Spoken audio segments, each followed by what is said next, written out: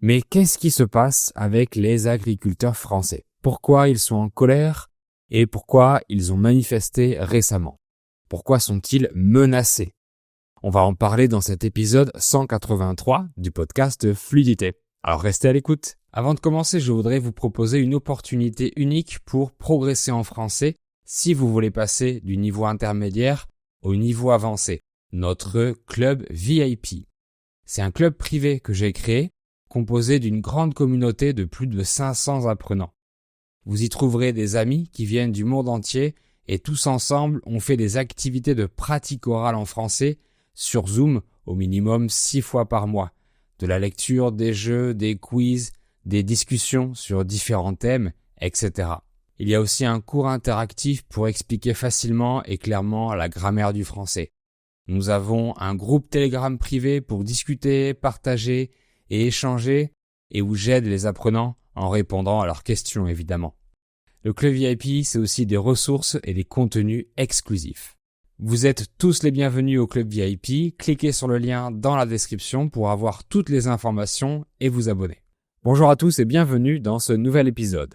Vous m'avez demandé de parler d'actualité française dans les commentaires sur les différentes plateformes, donc on va parler d'un sujet qui me semble super important. Lundi 18 et mardi 19 novembre, les agriculteurs français ont manifesté en France et c'était la même chose en hiver dernier. Mais pourquoi? Qu'est-ce qu'ils réclament? Contre quoi ils protestent? Mardi 19 novembre, c'était le dernier jour du sommet du G20.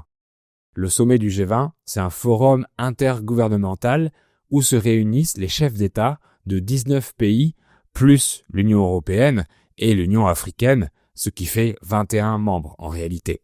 Les grandes puissances du monde se retrouvent tous les ans pour trouver des accords économiques ou financiers pour l'emploi, etc.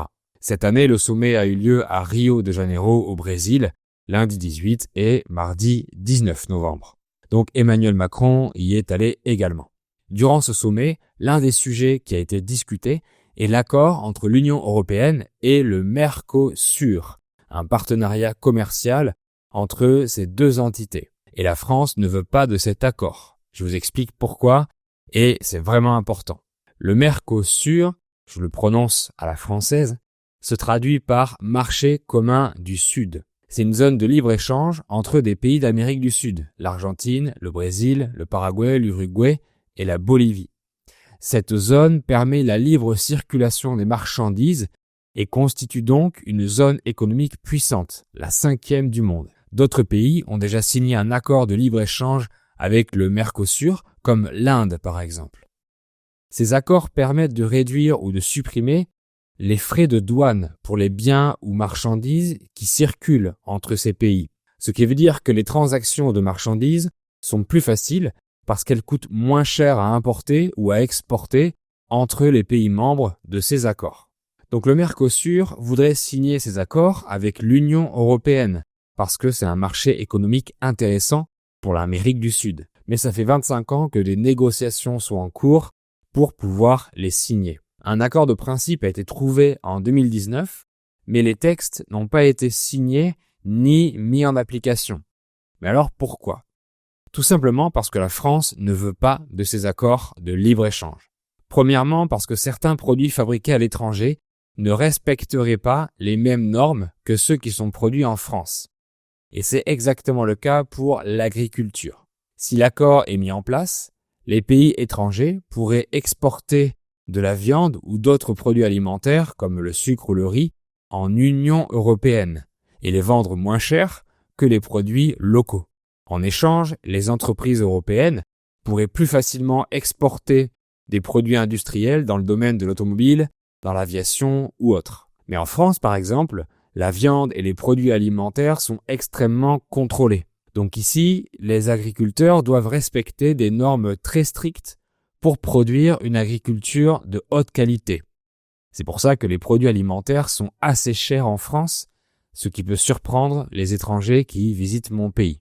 Mais si on importe encore plus de produits qui n'ont pas autant de normes sanitaires ou environnementales, ils seront beaucoup moins chers pour les consommateurs. Donc les agriculteurs français pensent que ces accords seraient de la concurrence déloyale et ont peur pour leur avenir.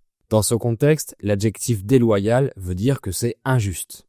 Ils protestent donc parce qu'ici en France, on leur demande de respecter beaucoup de normes, ce qui rend leur travail plus difficile, donc les produits sont moins rentables. Mais d'un autre côté, l'Union européenne voudrait autoriser l'importation des produits alimentaires moins chers et sans les mêmes normes, ce qui est un peu paradoxal.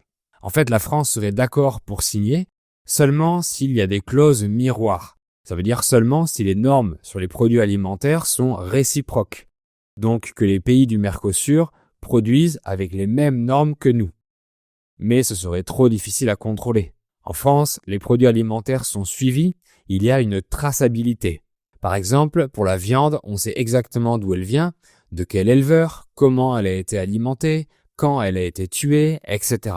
Et en Europe, les hormones de croissance et les aspirines données aux animaux d'élevage sont interdites.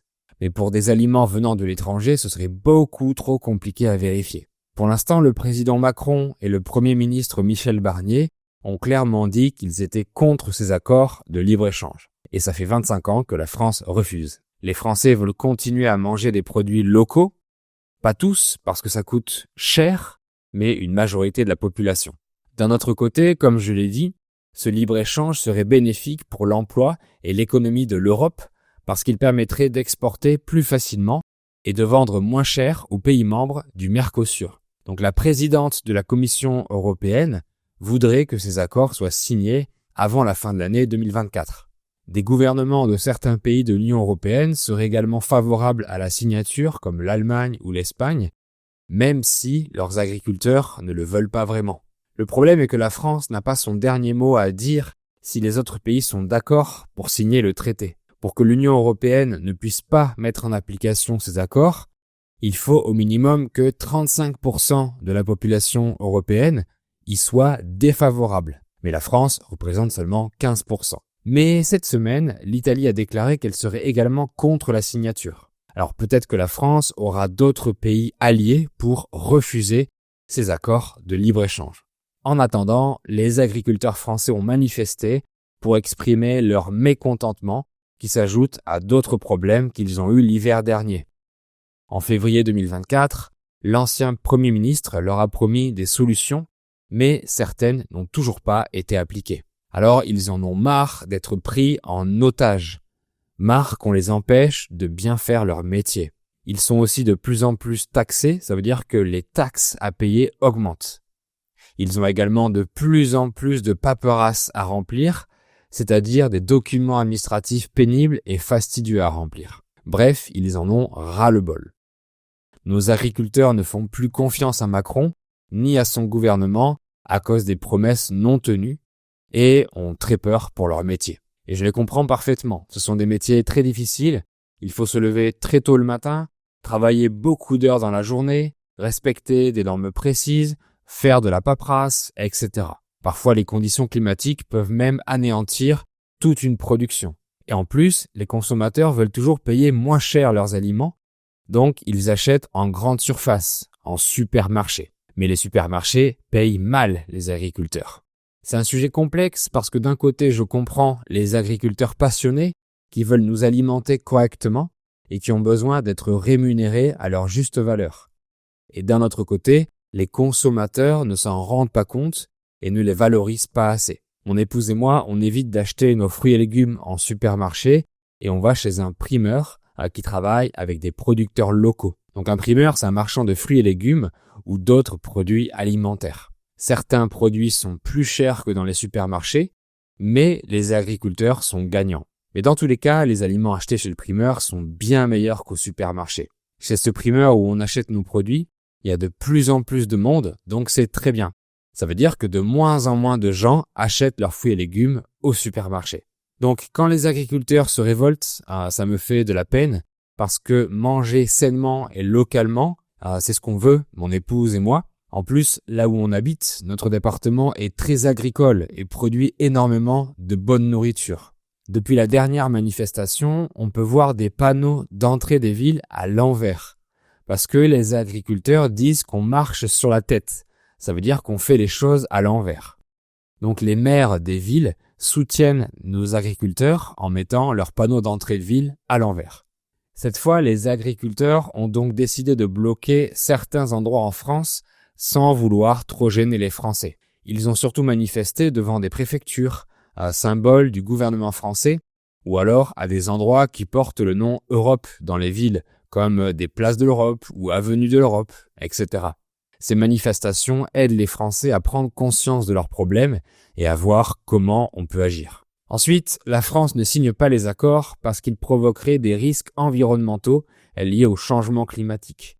Ça encouragerait certains pays à déforester encore plus pour produire encore plus de viande bovine.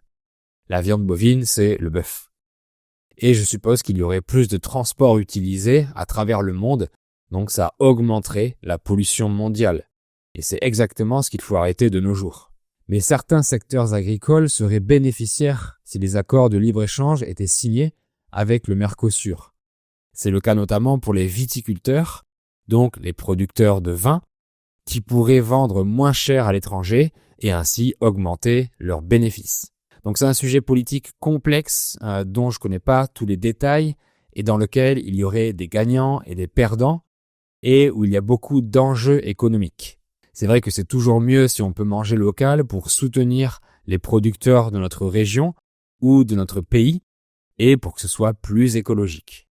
Mais en France, c'est parfois trop cher de manger local, donc beaucoup de gens achètent le moins cher possible. On verra ce qu'il se passe dans les prochains jours ou dans les prochaines semaines et ce que feront les agriculteurs si les accords sont signés.